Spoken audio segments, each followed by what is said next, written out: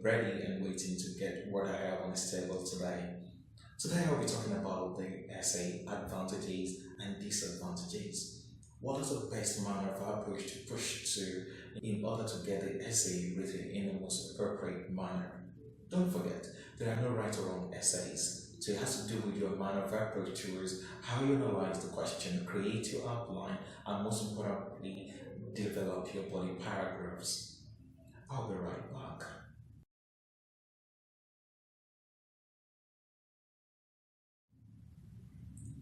Okay, in writing the advantage disadvantage essay, you have to have at the back of your mind what are the basic key ideas discussed in the question. The question could discuss several ideas as imputed in the structure of the sentences, and your job will be to give the advantages and the disadvantages of these ideas. For instance, it could be about television, and the question could pop up, what are the advantages and disadvantages of kids watching TV? Now the question says advantages and disadvantages, which implies that you have to give at least 2 points as merits to watching TV by kids and 2 ideas as demerits of kids watching TV. You can't just do one. That is where a lot of students get it all wrong. Making up one means that you not answer the question and you might likely lose points in your tax response. Once you do these and you're able to create your points for advantages and disadvantages, you also have to look at and measure how you apply them. It is very important to also note that most of the time you write, organization of a point is another key element you must pay attention to. How do I organize my advantages and how do I put my disadvantages in check? Once you're done with your introduction, where you actually created a background and your thesis statement, if you work on the link above here, you can get the ideas on how to develop a wonderful introduction. In the body content, which would be your paragraph 2, your first body content, then you have to analyze how you want to put in your advantages. Since your advantages comes in first in the question task, I would encourage you to always start with your advantages and not your disadvantages. Try as much as possible not to spread out your advantages. For instance, your paragraph 2 will be your first advantage, paragraph 3 will be your second advantage.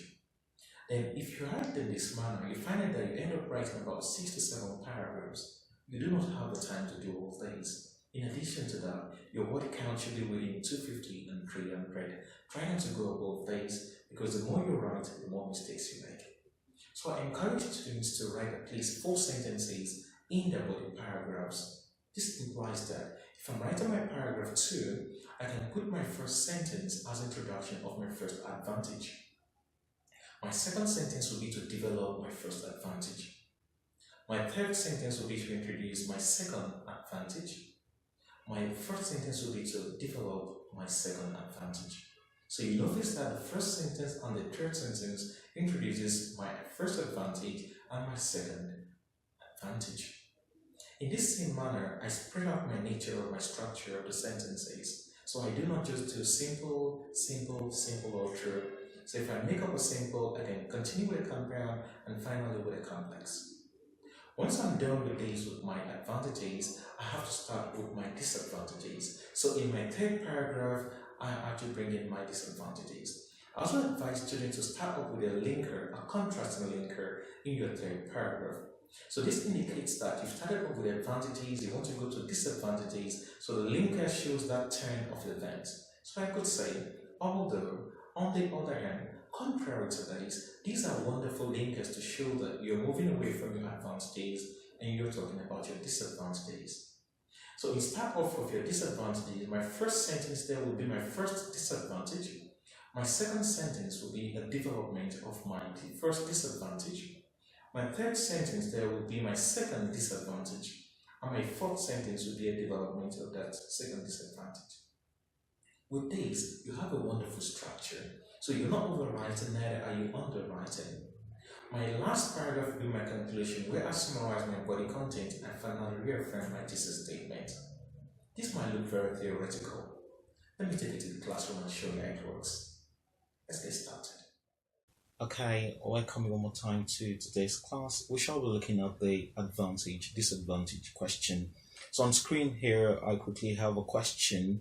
The reader, a company has announced that it wishes to build a large factory near your community. Discuss the advantages and disadvantages of this new influence on your community.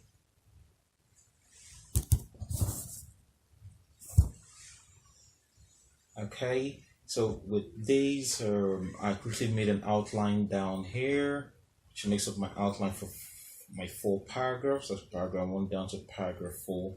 So for my paragraph 1, I shall be talking about the introduction. At this point, I advise students to bring in their advantages and disadvantages. Here, you're not discussing them, you're just listing or probably highlighting them, so you have more like a work template as you build up the subsequent body paragraphs. In my paragraph 2, I'll start off with my advantages. Okay, here I'll be discussing my first advantage and my second advantage. In paragraph 3, I'll be talking about my disadvantages. Here I shall bring in my first disadvantage and my second disadvantage. I advise students to give at least more than one, because the question says advantages and disadvantages. So at this point, you should have at least 2 minimum. And lastly, my paragraph 4, we have to conclude by summarizing on my thesis and background statements. Let's get on to see how my introduction will look like. So here at my introduction, I try to rephrase the question, rather paraphrase the question in my own words. So I started off with growth and development hinges on industrial establishments and investments, and this comes with its conspicuous pros and cons, meaning it comes with its advantages and disadvantages. So I went on in my second sentence to state out what those pros and cons are. So my second sentence here, hinges on this, means it connects this. Like I said earlier on in my previous essay, if you watched the essay video on agree disagree, you find out that for every question you have, there are statements you can produce, and these statements can interconnect with each other. So it's very easy for you to create cover statements, and you have your extensions coming out of your cover statements. So basically, I have my first sentence here. So it wasn't a big deal trying to create my second sentence, because I just hinge on my pros and cons in my first statement, and I'm able to create my second sentence. My second sentence reads, the construction of a commercial facility in my community will create job opportunities. So that's the first pro I have here, job opportunities and advanced basic amenities. So this is my second pros, which I have here, which is second advantage. Then I moved on to bring in what I call a transitional connector here, a contrasting marker. Okay, the contrasting marker helps me to alternate my ideas. So I said on, in order to bring in my disadvantage ideas, I brought in the however, although can also fit in here. So I have a factory waste and societal congestion. So factory waste, my first disadvantage. Societal congestion connects my second disadvantage, could be its major drawbacks. So basically, I have a simple introduction with my first part bringing in my simple sentence here, and my second part here bringing in my complex sentence. So I also talked about the range of sentences, try as much as possible to show a variety of the sentence type. Moving on to my next paragraph there, which will be my paragraph 2. Here I introduce my advantages. So a lot of students will prefer to have a paragraph to a point. So in that way, you spread out your points, meaning you have your paragraph 2 and paragraph 3 for your advantages, then paragraph 4, paragraph 5 for your disadvantages, and lastly paragraph 6 for your conclusion. Now, it's a good idea, but the truth is you might spend more time on your writing more, which you don't really have the luxury of time to cover up with. So I advise students to always have the advantages and disadvantages all kind of sandwiched in independent paragraphs that can actually bring the ideas together. So in paragraph 2, I have my advantages here. So I started off with my first advantage. One merit that will surely manifest is the creation of employment opportunities. So I have here employment openings. So I try as much as possible not to use this word here, because I only show a bit of variety. So I tried bringing in employment opportunities. Don't forget, we used this already in our introduction. So we're trying to tell the raters that we have a variety of synonyms we can use in place of our keywords we've introduced in our introduction. So employment opportunities is a wonderful replacement for job opportunities. So making up my first statement, which is my cover statement here. Okay, remember the cover statement is more like a title statement that tells us what you intend to do. Then that gives us a clue to what our next sentence will look like. So in our next sentence, which starts off from here downwards here, I try to hinge on this here, employment opportunities. So what employment opportunities are we referring to? So I went to say one of the major reasons skilled workers migrate to cosmopolitan regions is to brighten your chances of getting employment. Now remember, the employment opportunities I have here still came in here. Now I could easily make this out instead of saying employment, I could say jobs. It depends there. Okay. Now the construction.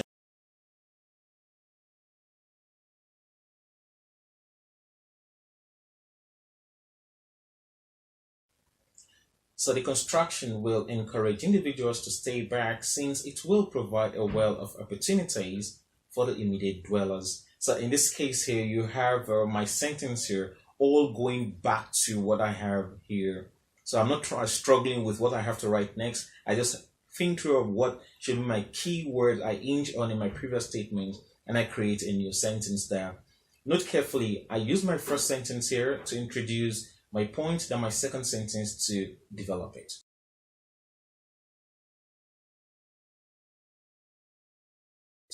My third sentence immediately with a linker here introduces my second advantage, which is infrastructure and public utility. So with these, I don't have to bother or think through what I have to write because I already have it down here as basic amenities. So I try to use infrastructure and public utility to just create a range of vocabularies there, which I can still use this in my subsequent sentences if I want to. So my first sentence brings in my simple cover statement, which I introduced here. So I could say here, in addition, infrastructure and public utility will be advanced. Then in my subsequent sentence, my extension, I wanted to talk about most establishments thrive on the social responsibilities that bind them with the host communities. And these social responsibilities will create the avenue of enhancing and establishing more amenities. Now, where did I get the idea to create the sentence? I quickly went back to this idea here and I hinged on it, infrastructure and public utility. So it made it very easy for me to really develop. Then in my subsequent detailed sentence, I went to say, for instance, the creation of a well-integrated road network will open the environment to opportunities, hence benefiting both the locality and the company. Now, where did I get the idea to my detailed sentence here, downwards here? I actually got it from here, amenities. So for every time you write, you just try as much as possible to go back to the previous sentence and ask yourself, which word or phrase can I connect in this sentence in order to create a new sentence? With that, you are not kind of at a loss of what to write next. Let's see what our disadvantage paragraph will look like. So definitely our next paragraph will be introducing disadvantages, which will be our paragraph 3. This paragraph will be talking about industrial waste and congestion. Okay, so here I have a wonderful linker showing the rater I'm trying to speak from the other side, not from the advantage point of view anymore. So on the other hand, it's better you have it mostly when you have the reason, solution, or advantage, disadvantage essay. Always make sure you have these wonderful linkers to show that you're actually moving to the other side of things there. So I started off by saying one should not be ignorant of the industrial waste. So this is my keyword here that could emanate from the factory's operation. So I'm hinging on these word industrial waste to build whatever idea I have next there. Okay, so moving on to my second sentence, which has to be my first extension here. It is not mere hearsay that toxic substances from industrial activities have contributed in no small measure to the global pollution rate, even though concentrated efforts are being taken to abate the environmental effects. So this sentence was easy for me to write because I tried to just connect it at the global waste level here. So with that phrase, it was easy for me to connect this. So the sentence kind of give me a little bit of elaboration to what I mean by industrial waste. Then I added another linker here to introduce the idea that I want to bring in another point. Okay. Subsequently, in addition, furthermore, would have been wonderful there. So I wanted to say the evident congestion in the community will be another factor to consider. So my keyword here will be congestion.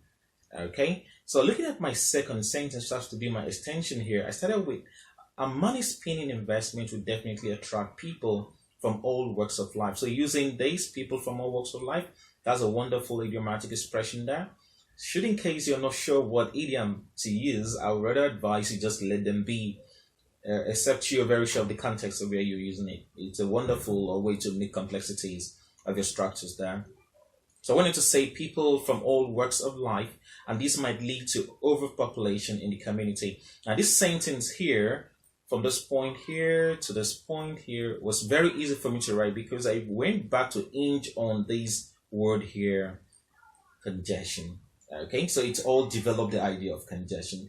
And finally, I ended up with a statement: this could negatively impact on inadequate accommodation, poor social amenities, and skyrockets the cost of living. Now, how did I develop this idea here? I mean, my last sentence here, I went back to the idea of overpopulation. What will be the impact of overpopulation in the community? And I went to say it will negatively impact on the inadequate accommodation, that is accommodation that is not enough already, and poor social amenities, and actually increase the cost of living. So you see that every sentence you write has a way of kind of interlinking what previously must have come up. So it is not that difficult for you to think through the ideas you intend to put down. And don't forget, I worked on a variety or range of sentences there, so you must also pay attention to that. Quickly, let's look at my conclusion. Eventually, having a factory in my community would be a great idea. So my first sentence here tries to corroborate what my ideas have been so far. So I am not in a way repeating my point. A lot of students do that probably out of ignorance. Never, in the name of baby Jesus, begin to repeat your points, like your advantages, disadvantages you've listed in your second and third paragraph in your conclusion. It is not a good idea. Your job in the conclusion is to paraphrase your ideas by telling us in summary whether the idea of having a factory is good, or probably whatever the question might want you to do. So in this case, I'm saying eventually having a factory in my community would be a good idea. So that's clearly supports the idea that advantages outweigh the disadvantages. Now I went on to say, even though this commercial feat will come with its drawbacks, meaning that though I acknowledge the fact that disadvantages existed, the factory will surely be a wonderful experience. So in the long run here, my last sentence finally corroborates the entirety of my position there. So this is how you simply place in advantage and disadvantage essay. And with this method, you can practice with more advantage and disadvantage essay, and try as much as possible to make sure you follow this thread here. Every new sentence you write must hinge on something, and make sure your variety of sentence structure comes in. If you're very good at idiomatic expression, you can place them in there. If you're not, play safe, and I'm very sure your essay will come out great. Keep practicing. So I strongly believe that you kind of had a wonderful experience creating an advantage and disadvantage essay. It's very simple if only you understand how to create your outline and structure your ideas. And I hope you learned a lot from this. In my next video, I'll be talking about how to write the reason and solution essay. What are the best steps to take when you're trying to create a reason, set, and also creating a solution to cover up? If you've not subscribed to this channel, I will encourage you to do so now, so that when the video pops up, you're the first to have it. Hope to hear from you soon. Have a wonderful time, and don't forget, practice at least 1 hour every day. This is the Gonzalo Principles. My name is Maxwell. I'll see you soon. Bye-bye.